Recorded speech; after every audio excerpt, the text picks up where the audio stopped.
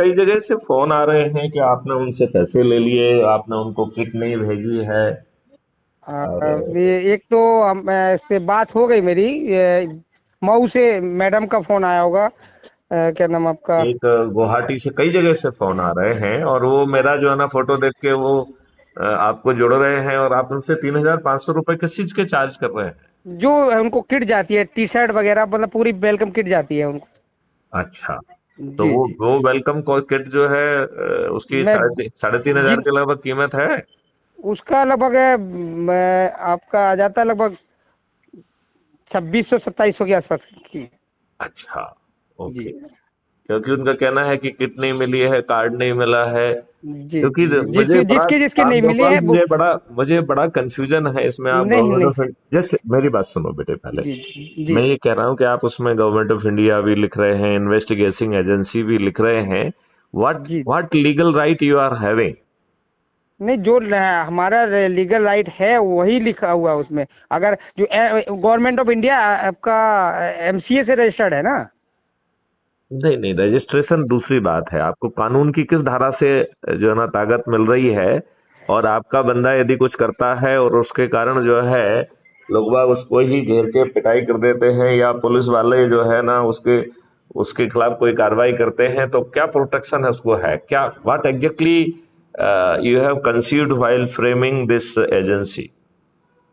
Sir, अगर पहली बात तो हम जो कार्ड देते हैं उसमें साफ साफ लिखा होता है अपनी तरफ से। भाई एनजीओ है, नॉन गवर्नमेंटल ऑर्गेनाइजेशन है, अपनी तरफ से कोई गलती नहीं होनी चाहिए किसी की भी। नहीं, और वो बगैर वो बगैर तो एविडेंस के हम उस पर नहीं कार्रवाई मैं नहीं करा सकते हैं। नहीं नहीं, मैं सिंपल कह रहा हूं कि जो लोग ये जुड़ रहे हैं, जो भी इन्वेस्टिगेशन कर रहे हैं, क्या इन्वेस्टिगेशन कर रहे हैं, किस अथॉरिटी से कर रहे हैं, और डिस्ट्रिक्ट उस लेवल एक डिस्ट्रिक्ट मिनट लेवल पे सर। एक मिनट और उसकी इन्वेस्टिगेशन की क्या मान्यता है? सर वो जो हम जैसे कि ग्रामीण लेवल पे हमारा जो प्रधानों का है, या वो सारी लिस्ट बना के हम भेजते हैं प्रशासन को, डीएम ऑफिस और सीएमओ। नहीं नहीं, आपके उस लेटर की क्या क्या महत्व है? It does not make any, मतलब मुझे तो उसका कोई महत्व समझ में नहीं आ रहा है। आप जरा मुझे समझाइए जरा। नहीं सर, अभी तक आपने आ, जैसे डीजी को या डिस्ट्रिक्ट को उनको चिट्ठी दी है, उसकी जी क्या जी। वैल्यू है and what purpose it is serving? नहीं, उसमें सर मुझे काफ़ी रिस्पॉन्स मिला है डीजी हमारे जो यूपी गवर्नमेंट से, तो बल्कि हमें परमिशन भी मिली हुई है। मैं वो भेज दूंगा आपको डॉक्यूमेंट। इन्वेस्टिगेशन अच्छा। के जांच के लिए परमिशन मिल गई है, यूपी गवर्नमेंट की तरफ से मिल गई है। तभी हम यूपी में तो खैर कर ही रहे, अदर स्टेटों में हमने अभी हमारे कल ही जो सुप्रीम कोर्ट के वकील हैं मिस्टर विनय कुमार, वो कल आंध्र प्रदेश गवर्नर से मिल के आए हैं इसी उसमें उस वहाँ के वर्क के लिए। नहीं, मुझे बात समझ में अभी भी नहीं आ रही है। मिलना मिलाना और परमिशन, मुझे किस तरीके का जो है ना जांच कर रहे हैं, किस बिहाफ पे कर रहे हैं, और उसकी एक्सेप्टेबिलिटी क्या है? I mean that is the 3 point. खैर ये बात तो आपने बिल्कुल सही कही कि उसके भाई हमारे ऊपर जो जितना हम सिर्फ उसकी रिपोर्ट बना के ही दे सकते हैं शासन को। नहीं, ठीक है। आप रिपोर्ट बना हमारे के, ऊपर जस्ट हमारे ऊपर just just just a minute बेटे, समझने की कोशिश करो राम गोपाल। जी देखो, इसको इस ढंग से समझने की कोशिश करो कि जो पुलिस 80% केसेस में एफआईआर दर्ज करने के लिए तैयार नहीं है, बिल्कुल बिल्कुल सही वो कहा आपने। वो आपकी रिपोर्ट को क्या तवज्जो देती है, दे रही है, और उस पर कुछ कार्रवाई होती है या होना संभव है? नहीं सर, वो बात बिल्कुल सही है, क्योंकि जब तक हमारे पास टीम पूरी फुल वो नहीं होगी नहीं, भाई। टीम का प्रॉब्लम नहीं है, उनके ज्ञान का प्रॉब्लम भी नहीं है। प्रॉब्लम उनकी अथॉरिटी की है। देन उनका जो है, जो क्वालिटेटिव वर्क है, चूंकि उन्होंने तो अप्लाई किया, रजिस्ट्रेशन किया, आपने उनको दे दिया है, तो उनको यस। कोई ट्रेनिंग नहीं है। वो क्या ट्रेनिंग करेंगे? फिर चलो ट्रेनिंग मान लें कि वो बहुत ज्ञानी आदमी हैं और उन्होंने अच्छा काम किया, ठीक है ना? तो उस रिपोर्ट की कोई एक्सेप्टेबिलिटी नहीं है ना? नहीं नहीं, खैर ये बात बिल्कुल सही है कि डायरेक्टली कोई वो नहीं हमें नहीं, तवज्जो भी नहीं देता है, कई बार ऐसा मैंने नहीं, देखा है। इसमें इसकी मैं आपको कानूनी पैच बता सकते हैं जी जी सर, जिससे बिल्कुल। उसका कानूनी ग्राह्यता बनेगी। जी जी, बताएं सर। जैसे उसमें यदि आप ये लिखते हैं कि मुझे इस ऑफेंस की जानकारी मिली, राइट, ठीक है। फिर मैंने इसकी जांच की, राइट, ठीक तो ठीक है मैंने सर। ये पाया कि ये ऑफेंस जो है संज्ञेय है और सही है।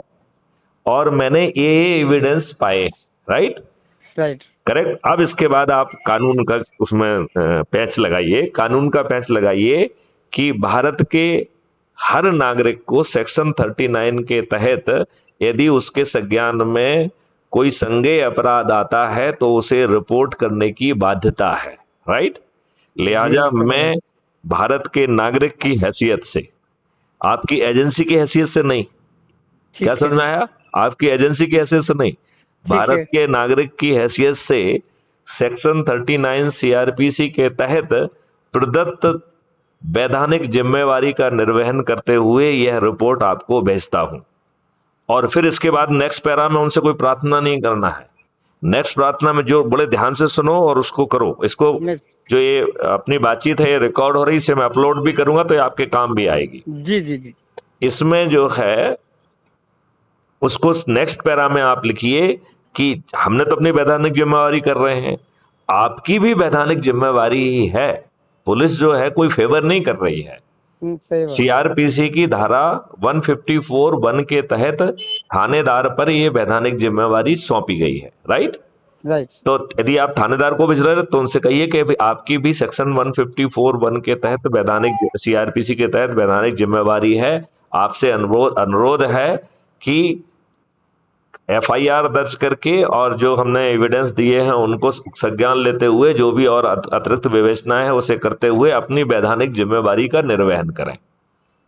आप बात समझ रहे हो ना, ये भाषा बिल्कुल यही होना चाहिए। क्लियर? ठीक है सर। अच्छा, अब अज्यूम करिए कि थानेदार आपकी बात नहीं सुनता है, तो जो रिपोर्ट आपने थानेदार को भेजी है उसकी कॉपी लगाइए और आप उसके ऊपर फिर से लिखिए कि साहब जो है ना ये इस तरीके से मुझे एक संज्ञेय अपराध की जानकारी मिली थी, मैंने अपने स्तर पर जो है ना जांच पड़ताल की और अपने आप को संतुष्ट किया, ये साक्ष्य मैंने इकट्ठे किए, उससे ये सिद्ध होता है कि संज्ञेय अपराध घटित हुआ है, राइट। तो आपने जो है ना देखा जाए तो अपनी वैधानिक जिम्मेवारी का एक कदम और आगे कर दिया। मतलब आपने कोई आपको संज्ञेय अपराध की जानकारी मिली उतने से ही आपने काम नहीं किया, आपने अपने स्तर पर भी जो संभव हो सकता था उसको सत्यापित किया और अब आपकी भी धारणा है कि ये संज्ञेय अपराध हुआ है, राइट। अब मैंने 154(1) के तहत थानादार को ये जानकारी भेजी थी जो उन्होंने अपने वैधानिक कर्तव्य का निर्वहन नहीं किया है, राइट। 154(3) के तहत जिले के पुलिस अधीक्षक को भी जो है इस धारा के तहत वैधानिक जिम्मेवारी है कि अपराध का संज्ञान कराए, उसकी विधिवत विवेचना कराए। अतः आपसे अनुरोध है कि कृपया जो है वैधानिक जिम्मेवारी का निर्वहन करते हुए आप जो है ना अपराध का संज्ञान लें और की गई विवेचना को का संज्ञान लें और साथ ही जो है इसमें जो भी अतिरिक्त विवेचना है उसको कराते हुए प्रकरण में उचित वैधानिक कार्रवाई कृपया सुनिश्चित करें। अब अज्यूम करिए कि एसपी भी कार्रवाई नहीं करता है, राइट। तो आप जो है फरियादी की मदद कर सकते हैं to go into the court. 156(3) के तहत संबंधित कोर्ट में भी आवेदन लगाया जा सकता है कि हमारे द्वारा अपने कर्तव्य के तहत जो है ये जानकारी पहले थानेदार को दी, फिर एसपी को दी, दोनों जगह से नहीं हुआ है, लिहाजा अब कोर्ट की भी जिम्मेवारी है, लिहाजा आपसे अनुरोध है कि आवश्यक दिशा निर्देश जारी करके वैधानिक कार्रवाई सुनिश्चित कराएं। ये बात आपको समझ में आई? जी जी बिल्कुल। और प्लीज ये मत करिए आप, क्योंकि आपने मेरा भी फोटो डाल के रखा है तो वो आप अपनी संस्था की विश्वसनीयता बना के रखिए। बिल्कुल बिल्कुल। क्योंकि लोग बाग ये कह रहे हैं कि आप फोन नहीं उठाते हो, तो फिर ये मत करिए, ठीक है ना। Okay sir. क्योंकि यदि ये सब कुछ करना है तो फिर मेरा नाम हटा दीजिए और मेरा फोटो हटा दीजिए। नहीं सर ऐसी कोई बात नहीं, जो अगर मैं इसलिए नहीं कह रहा हूँ, देखो बेटे हम बहुत बड़े काम के लिए लगे हुए हैं, देश बदलने की बात कर रहे हैं। बिल्कुल। यदि जहाँ एक व्यक्ति देश बदलने की बात कर रहा है, यदि उसने किसी को जो है ना कहा है कि भाई चलो आप ठीक काम कर रहे हो, देश हित के लिए लगे हुए हो, तो चलिए हम आपका जो है संरक्षक बनना कबूल करते हैं, राइट।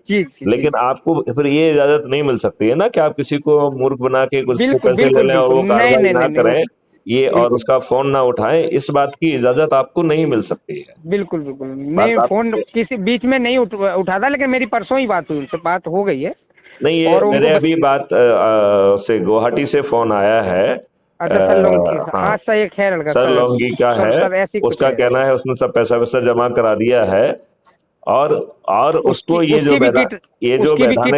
जो वैधानिक कार्रवाई है ये जो है आप लोगों को समझाइए, सिखाइए, ट्रेनिंग दीजिए, बिल्कुल सर, क्योंकि बिल्कुल इससे थोड़ा सा आपको एक कानून का सहारा मिल जाएगा। ओके सर, ओके कानून का सहारा तो यहाँ तक इसमें ये भी है कि भारत के हर नागरिक को गिरफ्तार करने का भी हक है 43 सीआरपीसी के तहत, राइट। ओके और वो भी दो परिस्थितियों में है, यदि उसके आंखों के सामने अपराध घटित हो रहा हो, और दूसरा है कि कोई प्रोक्लेम्ड ऑफेंडर हो। इन दोनों परिस्थितियों में कोई भी प्राइवेट व्यक्ति भी गिरफ्तारी कर सकता है, और पुलिस वहां खड़ी है तो भी कर सकता है। और ओके पुलिस जो है उसमें री अरेस्ट मेमो बनाएगी।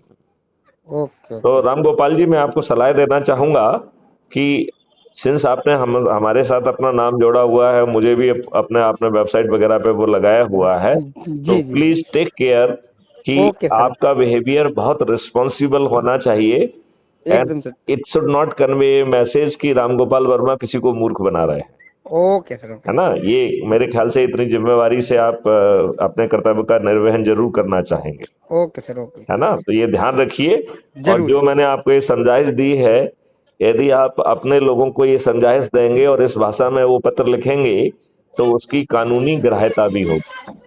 अदरवाइज ओके आपकी एजेंसी के पास ना तो कोई अधिकार है नहीं है सर, वो जी और ना ही वो है।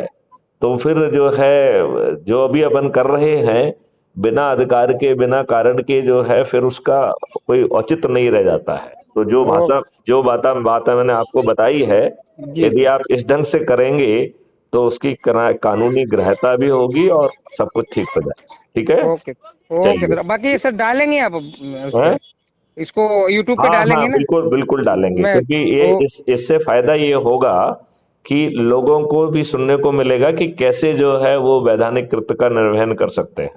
ओके सर, ओके ये बहुत जरूरी है। ठीक है, ठीक सर, ठीक। चलिए, जय हिंद, ओके, जय भारत, जय वंदे मातरम। जय हिंद।